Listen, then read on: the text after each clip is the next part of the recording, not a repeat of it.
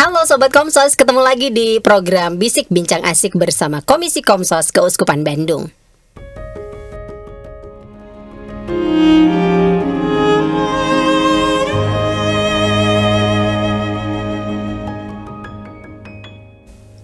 Ibu Evi Resegata. Iya, Cisan. Ngobrolin lanjutan yang kemarin. Iya. Lanjutan yang mana? Janji-janji yang kemarin bahwa kita akan bawa topik Pil dan Will. Bukan pelakor dan pebinor tapinya ya. Iya, orang ketiga. Orang ketiga gitu dalam hubungan rumah tangga. Ya. Tapi selain pelakor dan pebinor, yaitu Bisa keluarga, anggota keluarga.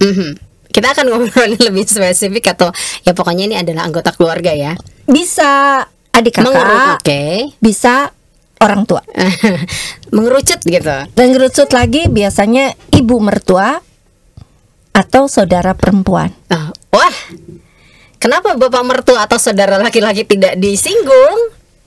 Lebih, saya belum, sepanjang saya memberikan konseling, saya belum menemukan oh ini karena bapak mertuanya terlalu turut campur urusan rumah tangga. Biasanya bapak mertua lebih ribet untuk ngurusin pekerjaan. Misalnya menantunya kerjanya masih belum beres, nah itu dia ribut. Kamu tuh harus punya pekerjaan tetap deh LDSP. Oke, biasanya lebih ke situ ya. Ya. Tapi itu enggak membuat jadi terjadi perpecahan antara anak dan pasangan. Relatif enggak, karena kan memang yang diungkapkan itu sesuatu untuk kelangsungan hidup mereka. Nah, hubungan mertua menantu ini kan bisa dibilang merupakan salah satu aspek yang penting ya. Betul. Dalam hubungan berumah tangga gitu Ya. nih. Dan juga ini tantangan tersendiri ya Bu Evi ya. Untuk menantu perempuan. Iya. Wah, ini menantu-menantu perempuan dan mertua-mertua perempuan kayaknya oke. Ini wajib nonton berdua, duduk bareng gitu Duduk ya. bareng. Tapi jangan jadi berantem. Duduk bareng setelah itu ribut. Nggak boleh, tuh nggak kan, boleh, gitu. nggak boleh kok Sobat Komsos. Kita membuka ini untuk menyadari bahwa di dalam relasi itu ada batasan-batasan yang harus kita jaga. Sebenarnya dinamika hubungan mertua menantu tuh kayak gimana sih Bu Evi? Yang seharusnya gitu dinamikanya. Turun naik kah? Atau naik Enggak. terus? Atau turun terus? Harusnya sih anteng aja ya. Oh, rata gitu. Rata ya. Artinya tidak harus berlebihan. Jadi kalau pun ada lompatan ya nggak tinggi terus turun lagi, nggak seperti grafik gempa ya. Itu bahaya kalau kayak grafik gempa. Cenderung anteng.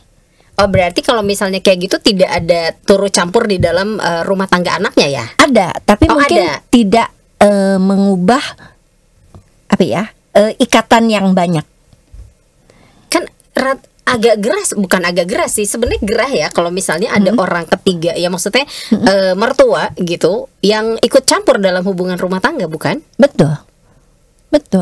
Tapi biasanya kan kalau tinggalnya agak jauh, itu kan dampaknya masih bisa dikurangi ya. Jadi ada istilahnya gini ya, kalau dulu mah apa? Kalau deket mah bau, kalau jauh wangi gitu.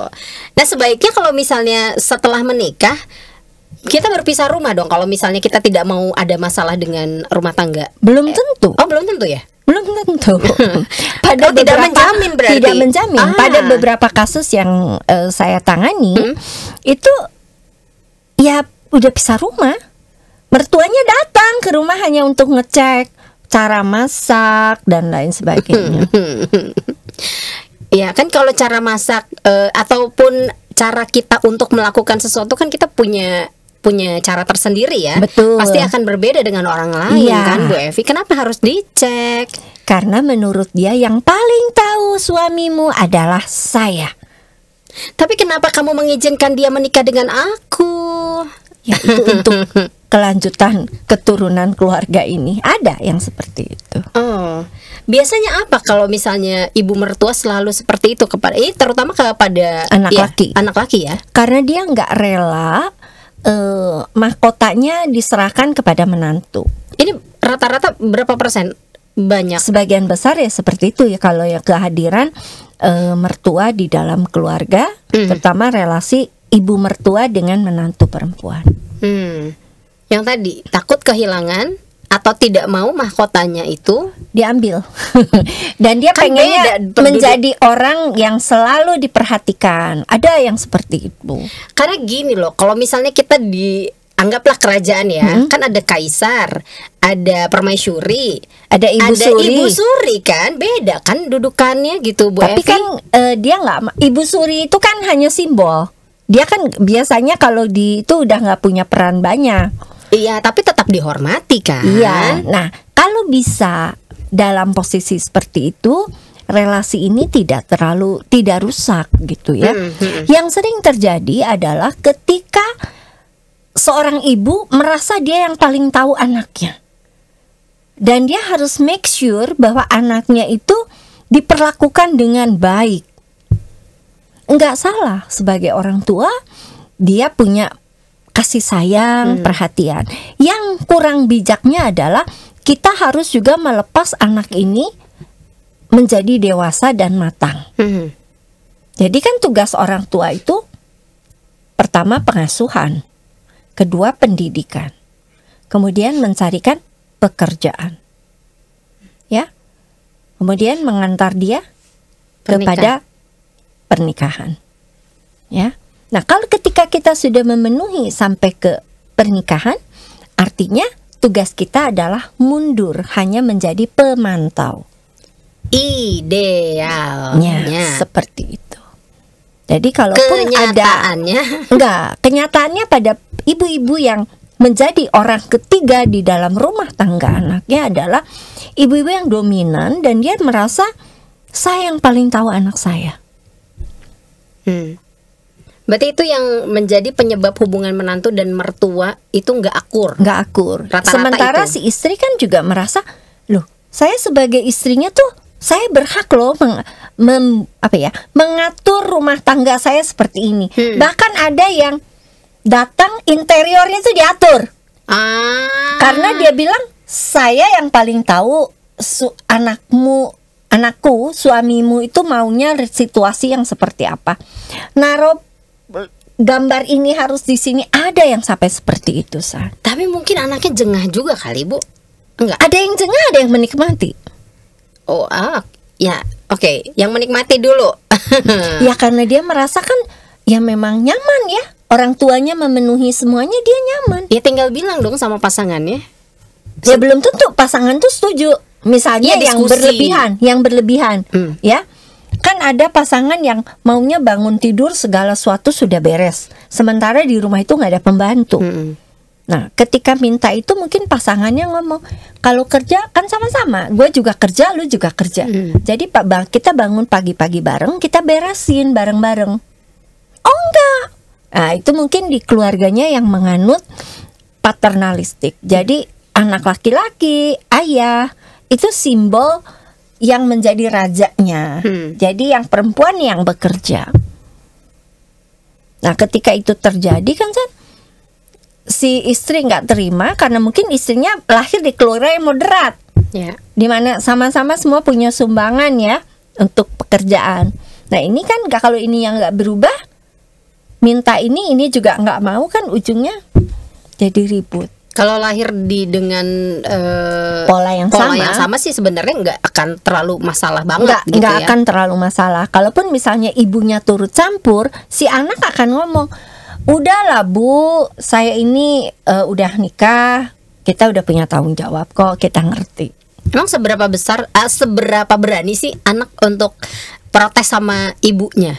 Kalau dia tidak punya ketergantungan emosional yang kuat, dia tidak punya ketergantungan finansial, berani. Nah, kadang-kadang ada ketergantungan finansial yang membuat dia nggak berani, karena kalau saya protes nanti dipotong duitnya kumaha. Atau ada juga yang nggak berani karena saya menghargai dan menghormati ibu saya. Ada, itu yang tadi ikatan Yang emosional tadi ya. Kalau bagi menantu seberapa berani nih menantu protes sama mertua? Ada yang berani Ada tetap protes, ya? maka terjadilah keributan, clash itu yang paling bahaya. Maka terjadilah clash. Karena si menantu merasa ini nggak benar, maka dia speak up. Tapi itu nggak masalah dong, karena kan itu adalah rumah tangganya mereka. Kalau ibunya bijaksana. Tapi kalau bijak Bijak sini, sini? nah bajak sini ya nggak bisa. Waduh, makanya ada istilah lidah mertua Lebih tajam lebih tajam ya kan? daripada ada yang tahu nggak pohon Apa? lidah mertua? Ada di rumah ada gede-gede Bu. Gede-gede. Iya, kenapa disebutnya pohon lidah mertua ya? Karena tajam ujungnya. Betul. Iya, iya. Karena tajam. Saya kan pernah ngobrol sama bapak kebun ya. Pak, kenapa ya Pak ini disebutin lidah mertua? Ya itu ibu kan kai mertua masuk tajam cenai nyarios teh cenah. Iya, ada istilah itu mungkin ini ya gambarannya ya bahwa dia Gambarannya. pengen sebuah sesuatu yang perfeksionis untuk anaknya, gitu meskipun Maka anaknya dia sudah berumah merasa tangga. Yang paling tahu dia. Bahkan pernah ada kasusan mertua itu datang ngecek pada saat kita kira-kira jam 9, 10 gitu karena lagi masak gitu. Dia ngecek, bikin apa? Sup. Oke. Terus kan si menantu ini kan dengan cara dia dong nyiapinnya. Terus dia bilang nggak boleh begini. Ya si mbaknya bingung ya. Yang satu ngomong potongnya begini, yang ini ngomong kenapa? Anak saya nggak suka. Ingat loh kata-katanya dia, anak saya nggak suka. Anak saya sukanya sup yang seperti ini. Sampai akhirnya menantunya nggak mau ribut, ya udahlah sok kamu yang masak. Dia ngeliatin, dia ajarin harus pakai pecin supaya gurih. Ini pokoknya si menantunya ngeliat udah selesai, dia baru cerita Ke suaminya. ya, kamu suka nggak sih sebenarnya sup yang suka enak yang buatan kamu? Saya tuh sebenarnya nggak terlalu suka yang si mama buat teh. Soalnya ada pecin, ada segala macam. Tapi kan dia juga nggak berani protes karena tadi menghormati. Oke. Jadi ketika kita turun untuk para ibu, kita turun masuk ke dalam rumah tangga anak, kita juga harus berpikir ya, nyaman nggak mereka itu? Mungkin bagi mertua nyaman. Ya nyaman untuk saya, Iya. belum tentu nyaman untuk dia. Apakah masih bisa dirubah gitu, bukan ini mah udah dari zaman dulunya begitu, bukan? Ya, masalahnya kalau bicara Hubungan ini tuh kayaknya nggak pernah ketemu gitu. gini, kalau bicara Bu, apakah masih bisa dirubah? Bisa. Pertanyaannya mau apa enggak? Mau nggak kita melepas semua otoritas yang kita punya, misalnya sebagai pribadi yang paling ngerti dan lain sebagainya, pada yang bersangkutan. Kalau misalnya sekarang tetap banyak kasus hubungan yang tidak akur antara mertua dan menantu, mungkin jawabannya banyak yang tidak mau ya. Iya. Atau ada karena hal lain mungkin. Enggak, sebagian besar ya memang karena ibunya merasa dia yang paling tahu, paling bisa, dan motif kedua adalah biasanya finansial. Finansial anaknya belum stabil. Ya, jadi ortu masih ikut serta membantu, maka dia merasa dia masih punya hak untuk mengatur. Kamu kalau tidak dibantu saya, Wah, kalau udah ada kata-kata itu tuh ya. sakit. Gitu. Iya, bener. Nah, ini yang harus dilakukan pasangan yang sudah menikah agar meskipun nih ya si finansial itu kan berarti kalau udah ngomongin masalah finansial betul. ya Bu Evi ya gitu. Tapi kan harus berani mengambil langkah toh agar mereka juga dewasa Ya. gitu. Karena setiap rumah tangga mah pasti ada juga turun naiknya pasti Ya, ada kan pasti gitu. ada. Perih-perihnya mah pasti ada. Nah, biar si pasangan-pasangan yang akhirnya tidak terikat gitu, bisa tidak terikat dengan finansial keluarganya, apa yang harus langkah yang harus diambil? Nah, itulah pentingnya bagaimana kita mengenal pasangan. Apakah pasangan kita termasuk anak mami? Atau pasangan kita yang memang punya prinsip? Kalau kita punya prinsip, ya puji Tuhan ya. Artinya kita bisa ngobrol, bisa diskusi, bisa menyampaikan. Dan mungkin si anak ini juga kepada ibunya punya trik sendiri. Kalau lagi ngomong iya dilakuin mah enggak gitu ya. Oh iya itu maksudnya biar cepet. Maksudnya nggak jadi ribut. Oh iya, oke. Ya, udah. Tapi dilakukan kan gimana saya? Yang memutuskan kan saya. Memberi masukan kan boleh aja, gitu. Tapi ketika faktornya adalah pasangan kitanya ini tipikalnya anak mami nih. Mami yang diidolakan, mami saya paling begini. Nah, Mami figur. mami figur ya. Jadi ketika kita tahu pacar kita seperti itu, kita harus berpikir, apakah saya akan menjadi wanita pertama dalam hidup dia, atau saya tetap menjadi orang kedua di dalam relasi dia dengan perempuan.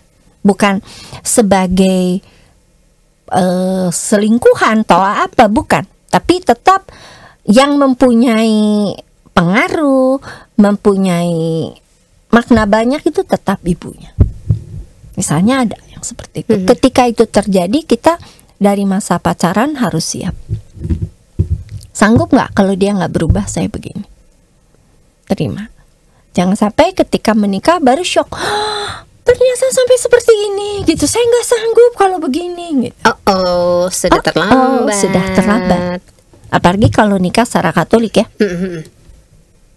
Nah, kalau misalnya tadi Bu Evi bilang hubungan dengan saudara perempuan, biasanya saudara tuh kan lebih lebih casual kan hubungannya. Ya, cuman tergantung dari karakter. Saya menangani juga ada ya. Jadi dia sangat menurut kepada kakak perempuannya yang satu. Apapun yang dikatakan pasti diikutin. Pasti ada sebabnya dong. Ya, karena dia merasa kakak perempuan ini paling sukses sebagai ibu menurut dia. Jadi kalau dia bilang nggak boleh anakmu tuh begitu gitu ya. Ini udah urusan anak. Iya. Wah, lebih Jadi berat. kalau ada masalah anak, dia teleponnya kepada kakaknya itu. Dia nanya, ini gimana nih kalau ada begini-begini? Ya udah begini aja gitu. Nah, sementara ibu si anak kan nggak terima. Iya. Karena kan punya role sendiri. Aku kan ibunya gitu. Aku tahu anakku nggak bisa diperlakukan begini. Hal yang paling simpel tuh dikasih baju bekas dari anak si kakak. Lungsuran ya. Lungsuran lah ya. Masih bagus memang. Tapi itu bukan nggak pantas untuk misalnya anak teenager. Itu untuk yang lebih dewasa. Ya, tapi itu dikirim.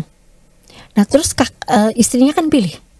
Ini kayaknya modelnya kegedean deh gitu ya. Jangan deh gitu ya. Nah, suaminya marah. Itu kakakku tuh kalau ngasih itu udah yang paling bagus gitu. Padahal bentuk bukan protes ya. Maksudnya dia cuman ngomong itu doang ya. Nggak ada, maksudnya kalau kita sendiri yang denger sih kayaknya nggak masalah. Ya memang kebesaran gitu kan. Atau modelnya memang tidak cocok ya untuk anak-anak. Misalnya anak SMA dikasih baju ibu-ibu gitunya. Kan nggak cocok gitu ya. Tapi itu dipaksakan harus diterima.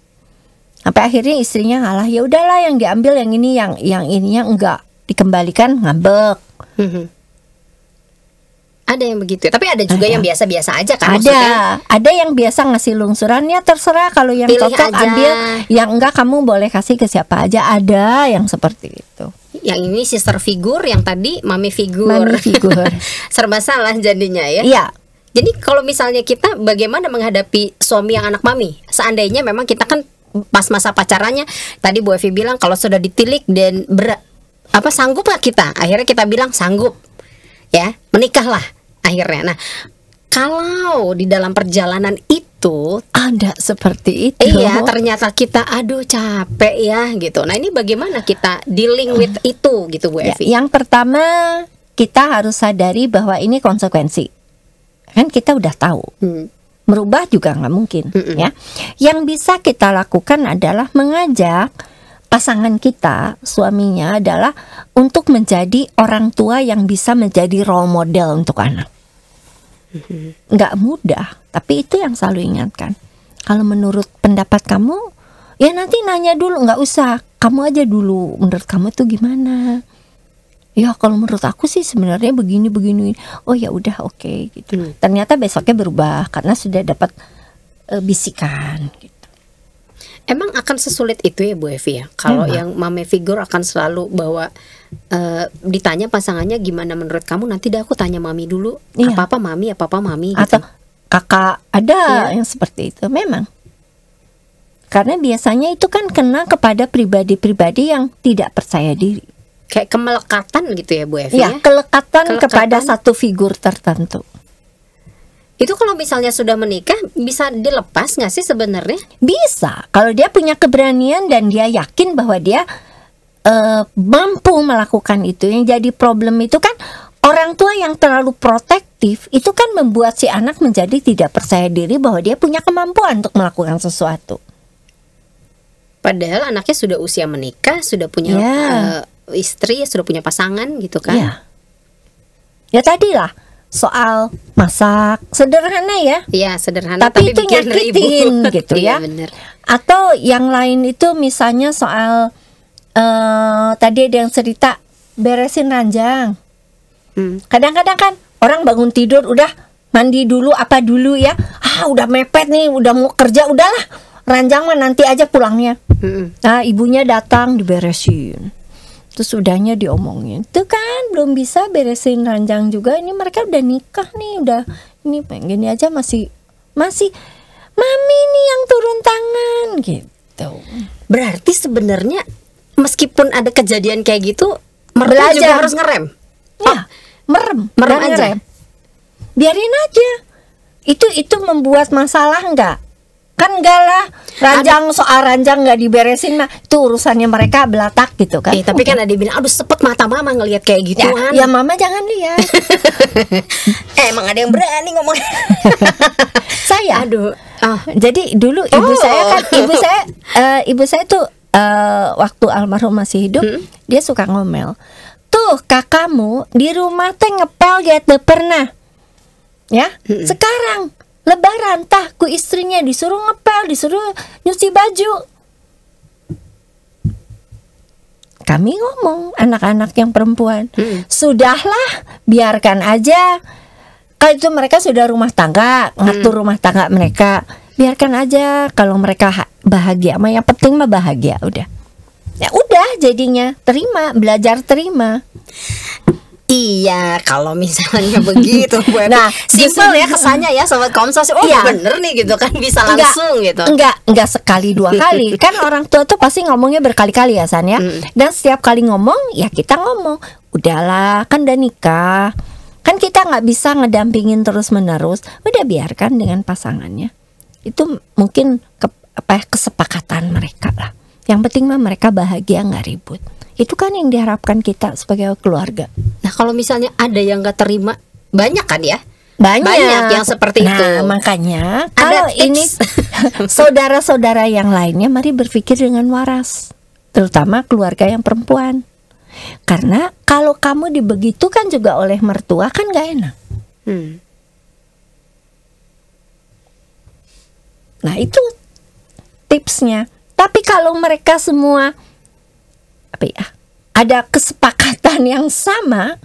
Nah pertanyaannya, kalau itu menimpa kakaknya atau adiknya yang perempuan, gimana reaksinya? Kan keluarganya pasti ngomel kan? Nah sebenarnya di keluarga sana pun sama. Cuman mungkin ini tipikal yang berani berkonflik. Yang pasangan ini memang keluarganya bukan tipikal yang berani berkonflik. Diam-diam tapi sakit hati. Ini terjadi di Asia aja atau di Barat juga seperti ini sih? Bukan fenomena, maksudnya enggak, lebih banyak terjadi di Asia. Karena memang kan ikatan mertua menantu lebih intens di Asia ya. Sama di Indonesia. Jadi kayaknya berat banget ya punya hubungan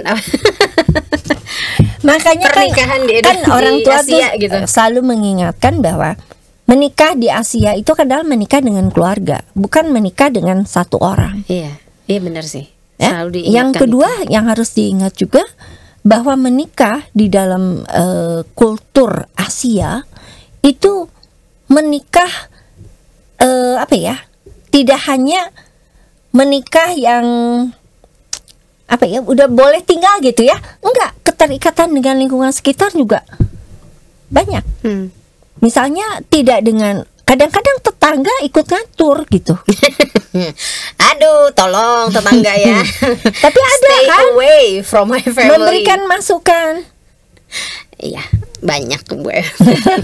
Masukan yang tidak pas gitu ya. Dan nggak penting juga sebenarnya. Dan dia selalu ngomong kalau di keluarga, ya itu kan di keluarga bapak, di keluarga ibu, di keluarga ini kan beda. Nggak kebayang gitu ya, karena waktu saya menikah gitu kan, Pastor Nono tuh bilang, ayo ngadep ke sana, terus bilang, ini orang tua lihat ya, Herman dan Krisan gitu. Intinya adalah intinya gini, bilang gini, jangan mencampuri permasalahan di dalam rumah tangga mereka. Kalau misalnya mereka bertanya gitu, ya Berikan dijawab. jawab. Iya, kalau misalnya tidak bertanya, jangan diikut campur. Ini kamu tetangga, jadi nanti mungkin di pas Coba dilihat sakramen pernikahan, iya, tetangga gitu. Kebayang ya, orang tua aja kan, maksudnya ya jangan ikut campur gitu sebisa mungkin. Ya Bu Evi, apalagi tetangga asal rudet ya Bu Evi ya. Betul, misalnya apa diomongin, aduh sebaiknya mah jangan gitu Jeng, begini aja.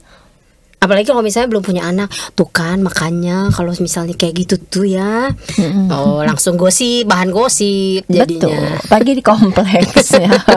Jadi kan mengertilah banyak orang yang kadang-kadang pulang kerja masuk rumah tidak mau ngobrol dengan tetangga. Karena malas ya dengan tetangga yang usil gitu. Ya. Kalau keluarga yang usil mungkin masih bisa, udahlah oke, dimaklumi gitu ya, meskipun greget, kesel gitu kan Bu Evi. Tapi kalau bahkan ada yang pernah cerita ke saya, saking demikiannya ikut serta ya orang sekitar. Jadi itu ibu sama anak lagi ribut, anak perempuan dengan ibunya.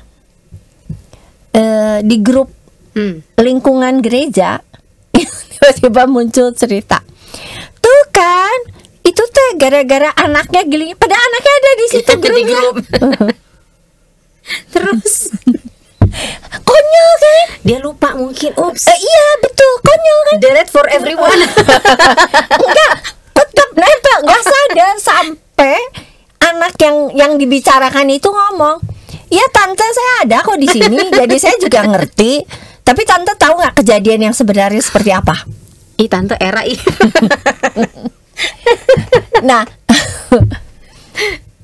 Sobat Komsos, tantenya langsung gini, leave group. enggak tuh. Enggak ya. Sobat Komsos, ini tuh terjadi di grup yang seiman ya, satu lingkungan. Nah, kebayang nggak kalau di grup RT RW lebih parah kan? Iya ya. Ya sebaiknya kita menjaga mulut kita lah ya. Gitu. Jari. Oh iya. Kan dicet jari. Tapi Bu Evi, kalau misalnya dilihat tadi hubungan mertua dan menantu itu rata-rata adalah mertua perempuan dan menantu perempuan. Kalau misalnya hubungannya mertua perempuan dengan menantu laki-laki, gimana relatif biasanya? lebih anteng, tidak masalah. Kalaupun ada masalah, itu biasanya kalau yang pertama sudah terjadi trust issue. Karena ya bisa perselingkuhan ya, Oke. pasti ibu mertuanya mulai radar ya. Yang kedua masalah ekonomi, misalnya belum kerja atau nggak ada penghasilan, itu kan pasti ibunya gini, nyap-nyap. Tapi kalau misalnya nih hubungannya ya kadang-kadang gini kan relatif baik gitu ya. Tapi kalau misalnya kita hidup dalam satu rumah, itu kebiasaan yang tadinya nggak masalah gitu jadi ya. masalah. Jadi masalah, iya kan gitu. Nah kalau misalnya nih dalam menantu laki-laki kemudian mertua perempuan gitu ya, ada slack dan larinya kan ke anaknya, ke anak perempuannya gitu kan. Tolong bilangin dong sama suamimu gitu, ini bla bla bla bla bla dan lain sebagainya. Sudah disampaikan. Tapi yang namanya kebiasaan makan susah, nggak bisa dalam sehari berubah ya Bu Evi ya. Betul. Nah untuk menjembatani nih agar aduh udah deh mah misalnya gitu, stop deh gitu. Gini, saya udah ngasih tahu nih. Udah ngasih tahu, bilang, "Ma, udah dikasih tahu, tapi ya mungkin butuh waktu ya untuk berubah." Jadi kalau masih ada salah-salah, maafkan. Oh harus ada kata-kata itu ya, maafkan. Ya nggak bisa dong. Ya karena calon ibu mertua nih. Enggak, tenang, aman, aku aman. Jadi maksud saya gini, ibu tuh harus diingatkan ya bahwa untuk merubah sesuatu tuh orang butuh waktu. butuh proses. Hmm. Kan dia masuk ke sini, beradaptasi, masuk di lingkungan keluarga kita ya. Sama aja, saya juga mungkin kalau tinggal di rumah pasangan kita juga akan mengalami hal yang sama. Jadi si ibu diingatkan bahwa yang punya masalah itu kebetulan sekarang suamiku. Nah, tapi kalau saya tinggal di mertua, ya saya mungkin yang bermasalah gitu. Tapi kan kamu udah diajarin, kamu nggak akan melakukan hal itu. Belum tentu mah, namanya juga manusia. Enggak, anak mama nggak kayak tetap ya. Anak mama nggak kayak begitu. Tapi mah masalahnya ketika anak mama berhadapan dengan mertua bisa mah. Iya, tapi lagi-lagi ya Bu Evi ya, bahwa itu kan tidak hanya sekali dua kali. Meskipun hubungannya yang tadi relatif baik, tapi karena kebiasaan-kebiasaan 1, 2, 3 yang agak-agak beda gitu kan, bertentangan gitu, jadinya mungkin itu akan menjadi sebuah apa ya, kayak sebuah masalah juga nanti ke depannya ya Bu Evi. Begitu. Yang akhirnya ribut adalah anaknya dan ibunya, bukan lagi menantu dan mertua dong. Iya. Ujungnya akan ke sana. Maka kenapa ketika seseorang menikah, di awal menikah, saya selalu menyarankan kalau bisa mau kontrak dulu deh. Hidup di luar dulu. Bukan hanya untuk supaya dia bisa lebih saling tidak terganggu lagi honeymoon, bukan. Supaya lebih bisa saling mengenal dan saling tahu kebiasaan dan menata hidup kemandirian juga. Saya pernah ada kasus ya, sejak menikah tinggal di rumah orang tua. Listrik dibayarin, air dibayarin, iuran dibayarin. Begitu dia pindah rumah, dia shock. Ternyata tiap bulan tuh harus bayar listrik segini, ini segini, ini beli gas segini. Pengeluaran ya, cash flow-nya jadinya. Cash flow-nya jadi tahu. Tapi kan banyaknya gini Bu Evi, permasalahannya adalah orang tuanya sendiri. Ya, tinggal sendiri nih, karena pasangannya udah nggak ada gitu, udah meninggal misalnya. Itu kan berat juga. Sedangkan punya saudara-saudara jauh. Kemudian akhirnya tanggung jawabnya lari ke anak yang paling terdekat. Dan itu banyak sekali kejadian. Mau tadinya udah ngontrak, kemudian balik lagi ke rumah gitu, atau misalnya dari awal pernikahan sudah ya udahlah kamu tinggal aja di sini gitu, karena di sini sepi, kamar banyak gitu. Nah, itu bagaimana untuk meminimalisir konflik dengan ibu atau juga dengan mertua nih untuk pasangan kita? Yang paling utama adalah begitu punya anak, problem akan bertambah. Catat. Karena biasanya berbeda pola didik. Ya, sama ibu bapaknya nggak boleh, sama kakek neneknya boleh. Udahlah sedikit ini, tapi jangan bilang-bilang ya. Nah, bahaya udah ngomong kayak gitu. Ya, tapi biasanya itu yang dilakukan. Apakah ibu kakek nenek yang salah? Betul salah, tapi kita harus paham bahwa dia pendekatannya itu kan kakek nenek ke cucu itu beda dengan ibu ke anak. Ibu ke anak itu mengajarkan disiplin untuk mengentaskan dia. Kakek atau nenek ke cucu adalah membahagiakan dia. Jadi beda pendekatannya. Maka kenapa seseorang disarankan punya anak jangan di usia yang sudah lebih lanjut. Karena nanti pendekatannya akan berbeda kepada anak. Kalau masih muda mah masih berani negor, masih berani apa. Tapi begitu sudah di atas 40 punya anak, beda pendekatannya. Tuh lebih lebih banyak toleransi yang berlebihan gitu. Nah, jadi yang paling pertama harus dijaga adalah kesepakatan. Kita masuk ke rumah itu, kita tanya kebiasaan ini apa, kesepakatannya apa. Mungkin ada hal-hal yang nggak bisa kita lakukan ya. Artinya di situ kita ambil jarak. Ambil jarak misalnya? Misalnya di rumah itu ada kebiasaan kalau habis makan duduk nonton. Dia teh capek pisan gitu. Ya tetap kita duduk dulu sebentar, setelah itu pamit. Kenapa? Karena kita masuk ke rumah itu berarti kita yang harus lebih banyak beradaptasi. Kita adjust dengan kondisi itu. Okay. Berbeda kalau si orang tua ikut anaknya, maka dia juga harus adjust dengan aturan yang ada di rumah itu.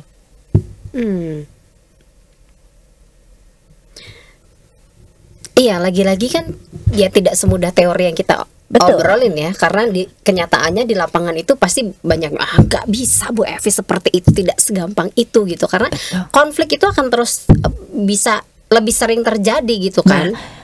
Jadi kenapa saya katakan duduk sebentar kemudian dia masuk ya? Itu kan sebenarnya menghindari gesekan lebih banyak kalau ngobrol. Kalau misalnya jarang berkomunikasi, nanti justru tidak mengenal dong. Pasti mengenal, cuman gak dalam. Sekarang gini, logikanya, mending kita banyak ngobrol banyak ribut, atau kita sedikit ngobrol jarang ribut. Kayaknya orang akan memilih yang kedua ya. Nah itu dia. Jadi mungkin ada orang ketika datang ke acara misalnya di keluarga pasangannya, dia cenderung nggak mau banyak ngomong, nggak mau banyak komentar karena takut salah. Daripada saya banyak ngomong so akrab, kemudian urusannya jadi salah. Panjang urusannya. Betul. Gitu. Tapi kalau misalnya nih permasalahannya mertua selalu memojokkan gitu, atau ibu yang selalu memojokkan tapi ngomong ke anaknya gitu, itu gimana Bu Evi? Kan jengah juga sebenarnya. Nah, kalau kondisinya sudah seperti itu, perbaiki kemandirian finansial, keluar dari rumah. Tapi ya itu, misalnya, aduh kasihan sendirian, nggak ada yang nemenin dan lain sebagainya karena sudah lansia gitu. Kalau ada apa-apa, misalnya sakit atau ya banyak lah ya kekhawatiran anak gitu atau keluarga di saat meninggalkan orang tua sendiri. Beda kalau misalnya ada orang tua yang masih punya pasangan. Ya, yang pertama kan kalau misalnya masih di kota yang sama, carilah rumah yang nggak terlalu jauh. Mungkin tiap hari masih bisa mampir melihat, ya. Yang kedua, sebenarnya ada solusi tapi sering dianggap bukan solusi yang baik. Apa tuh? Mengajak orang tua tinggal di panti lansia. Kan situ Karena dia kesannya ketemu membuang. dengan, ya itu padahal belum tentu loh. Dia ketemu dengan komunitas yang sama, ada aktivitas dan lain sebagainya. Bahkan ada di Jakarta tuh beberapa panti lansia itu yang enak banget ya. Jadi bentuknya tuh kayak rumah-rumah kecil-kecil gitu. Nah nanti ada perawat yang keliling tiap berapa jam, meriksa, memastikan makannya, apanya, dia bisa jalan di sekeliling kompleks gitu. Itu kan bagi yang punya uang. Iya, punya uang gitu. Tapi di beberapa yang mungkin ada yang di bawah itu, mereka biasanya ketemu happy ya, ada sesama aktivitas bersama. Bahkan ada yang jatuh cinta lagi. Oh, jatuh cinta di masa lansia ya. Iya, nanti ngomong, si itu teh naksir loh. Oke. Ya, jadi apa ya? Itu solusi yang tidak dianggap solusi. Solusi yang Dihindari. tidak populer, Oke. karena itu dianggap membuang. Itu paling akhir biasanya pilihan. Ya, kalau sudah ribut terus, ini nggak terima, itu nggak terima gitu. Maka tidak heran kalau kita ke panti lansia, kadang-kadang kita ketemu dengan oma opa yang sudah ditinggal di situ, nggak pernah dijenguk-jenguk lagi. Ada. Jadi kayak dibuang aja, betul. Tapi ya mungkin harus diteliti juga apakah dulunya ada perilaku apa, ada gesekan apa, Hubungannya jadinya tidak baik. sampai seperti itu, atau memang karakter anaknya yang memang kurang baik. Kalau misalnya memang terpaksa banget tidak ada solusi sama sekali, udah harus tinggal di situ gitu. Ada. Apa yang harus dilakukan biar hubungannya tetap Ya dijenguk, tetap dijenguk. Bukan cucu. maksudnya di dalam satu rumah gitu Bu Evi, enggak Ya. di panti jompo dan lain sebagainya. Kalau dalam satu rumah ya tetap yang tadi kalau saya katakan, kalau dapur perlu ada 2 dapur atau masaknya bergantian. Beribet memang, tapi ya itu better karena si ibu mau masak seperti apa mah enggak. Nggak akan jadi kesannya gini, ih kamu masak kok cuman buat pasangan kamu aja, saya nggak dimasakin gitu. Ya, kalau misalnya mau seperti itu diobrolin. Tapi masaknya kan saya masak gaya saya. Bisa terima nggak, Mami? Kalau bisa ya nggak apa-apa. Kalau enggak ya Mami mau catering gitu atau mau apa. Oke. Sebenarnya sih tadi yang Bu Evi bilang ya, bahwa tinggal di dalam satu rumah dengan mertua sama tinggal jauh dari mertua tidak mengurangi gesekan kalau memang Iya, kalau memang karakternya. Betul. Berarti cara membangun hubungan baik mertua dan menantu nih Bu Evi. Betul. Meskipun dekat atau jauh bagaimana nih? Yang pertama dari sisi para mertua adalah harus menyadari ketika anak kita sudah memilih seseorang, ya berarti orang itu dipercaya, harus kita beri kepercayaan juga bahwa dia bisa menjadi pendamping hidup yang baik. Posisi kita sebagai ibu tidak tergantikan karena dia istri, bukan ibu.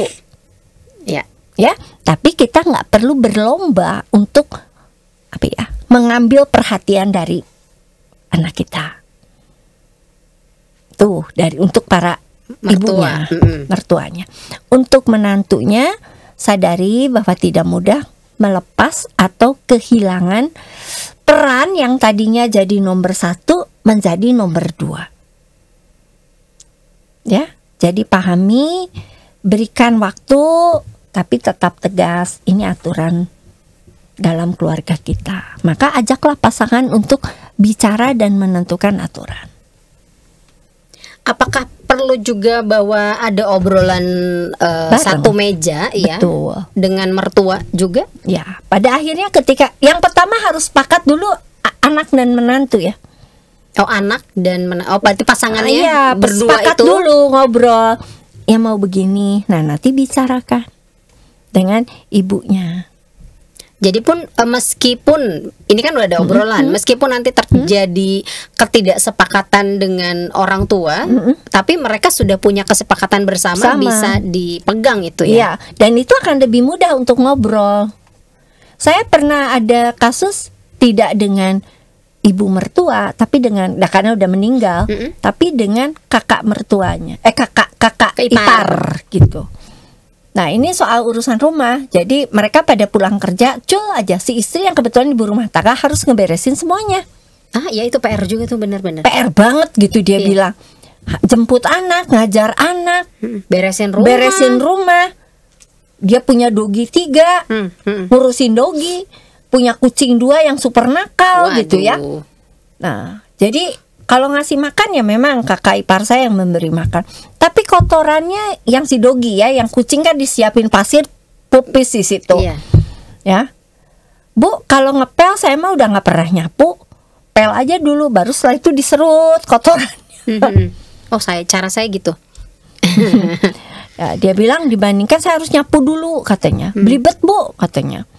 Belum lagi nyapu digabrugin sama si dogi sama si kucing gitu. Bulunya kemana-mana lagi. Akhirnya apa yang bisa dibicarakan ya saya bilang untuk kakak ipar biar suami yang ngobrol.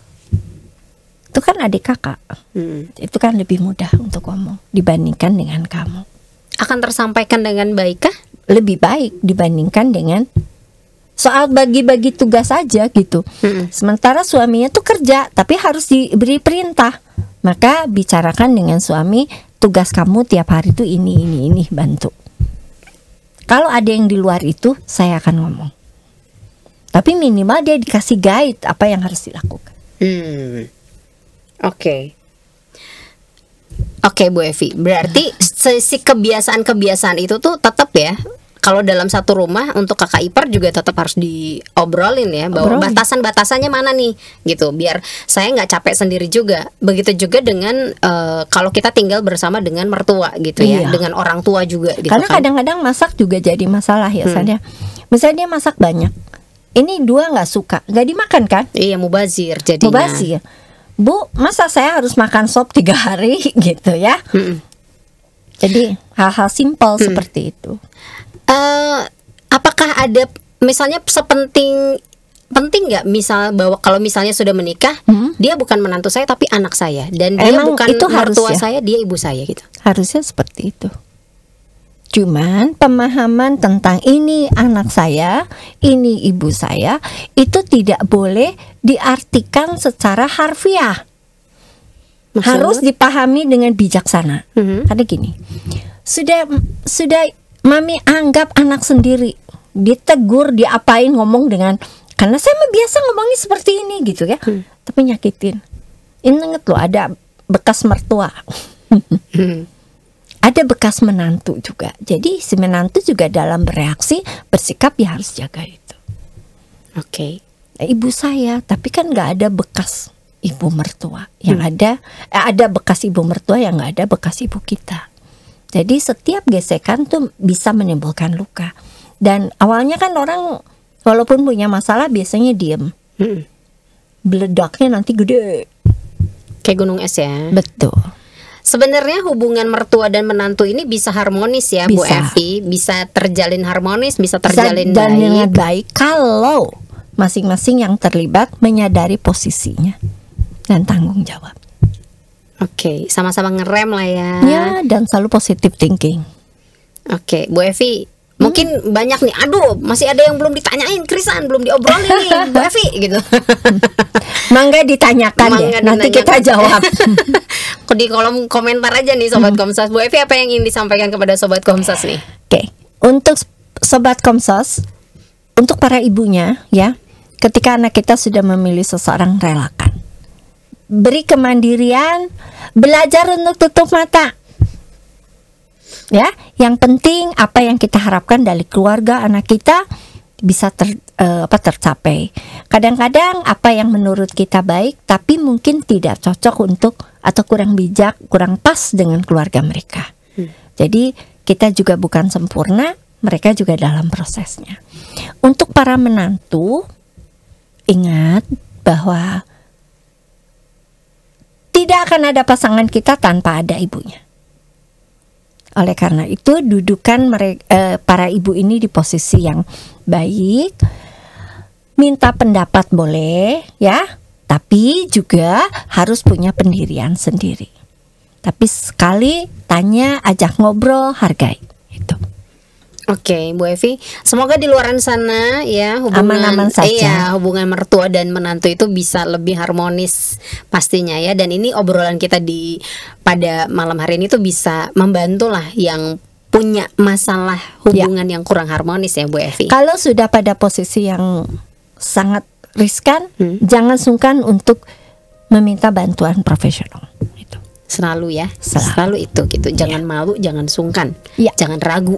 Ya, betul. Oke, Bu Evi, kita pamit ya. Ya. Sobat Komsas, terima kasih sudah menyaksikan episode Bisik kali ini. Kita ketemu lagi di episode Bisik selanjutnya. Dadah.